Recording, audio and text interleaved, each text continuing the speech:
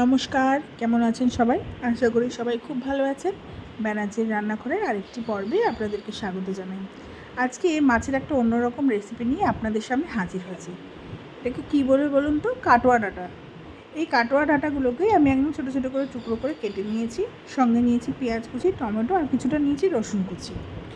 এই কাটোয়া ডাঁটা দিয়ে আজকে এই রুই মাছের ঝোল বা ঝাল আমি করে দেখাবো। এইবার কড়াইতে তেল দিয়ে দিলাম, সর্ষের তেল। তেলটা গরম হয়ে আসলে এখানে আমি একদম ছোটো ছোটো করে কুচি করে নিয়েছি পেঁয়াজ। সেই পেঁয়াজগুলোকে তেলের উপরে দিয়ে ভালো করে একটু ভেজে নেব। এইভাবে কেউ কোনো দিন যদি মাছটা খেয়ে থাকে তাহলে অবশ্যই আমাকে কমেন্ট করে জানাবেন যে এইভাবে খেয়েছেন নাকি। এবার 7-8টা মতো রসুন আমি একটু কুচিয়ে দিয়ে দিলাম পেঁয়াজের মধ্যে। যখন পেঁয়াজটা একটু হালকা ভাজা হয়ে আসবে তখনই কিন্তু রসুনটাকে দিয়ে দিতে হবে। দিয়ে পেঁয়াজের রসুনটা যখন একটু আরেকটু ভাজা ভাজা হয়ে যাবে তখন যে একটা টমেটো নিয়েছি সেই টমেটোটাকে কুচি করে দিয়ে দিলাম পেঁয়াজের মধ্যে। দিয়ে এবার টমেটো, পেঁয়াজ, রসুনটাকে ভালো করে ভাজতে থাকবো। আর এখানে 2টো কাঁচা লঙ্কা আমি নর্মাল হাত দিয়ে ফাটিয়েই দিয়ে দিয়েছি। দিয়ে এটাকেও খুব ভালো করে ভাজতে থাকবো। টমেটোটা হালকা নরম হয়ে আসছে। এইবার এখানে মশলার মধ্যে শুধুমাত্র দেবো লঙ্কা গুঁড়ো, হলুদ গুঁড়ো আর স্বাদ অনুযায়ী নুন। এখানে কিন্তু আর কোনো জিরে গুঁড়ো, ধনে গুঁড়ো, অন্য কোনো রকম মশলা কিন্তু আমি ইউজ করব না। এবার কেটে ধুয়ে রাখা কাটোয়া ডাঁটাগুলো, যেগুলো ছোটো ছোটো করে টুকরো করে কেটেছি, সেইগুলোকে আমি পেঁয়াজের মধ্যে দিয়ে ভালো করে কিন্তু কষতে থাকবো।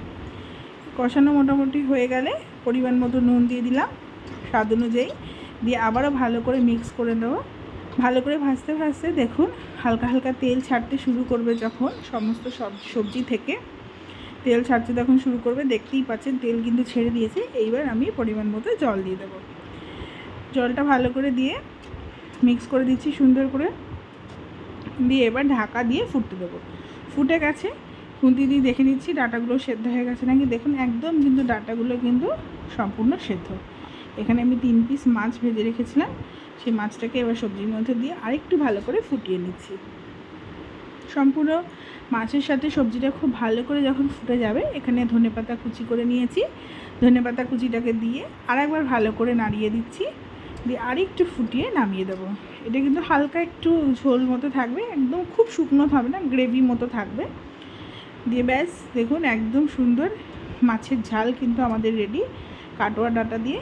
এইভাবে একবার করে দেখবেন। কাটোয়া ডাঁটা দিয়ে, চিংড়ি মাছ দিয়ে, কুমড়ো দিয়ে তো খেয়েই দেখেছে, একবার মাছ দিয়ে এইভাবে খেয়ে দেখুন, নিশ্চয়ই আপনাদের ভালো লাগবে। যদি রেসিপিটা ভালো লেগে থাকে অবশ্যই চ্যানেলটিকে সাবস্ক্রাইব করবেন, ভিডিওটাকে লাইক করবেন, শেয়ার করবেন এবং কমেন্টে অবশ্যই জানাবেন কেমন হয়েছে। আর এইভাবে যদি কেউ কাটোয়া ডাঁটা দিয়ে মাছ খেয়ে থাকেন তাহলে সেটাও আমাকে অবশ্যই কমেন্ট করে জানাবেন। আপনাদের কমেন্টের অপেক্ষায় আমি থাকবো। আশা করব আপনাদের রেসিপিটি ভালো লেগেছে।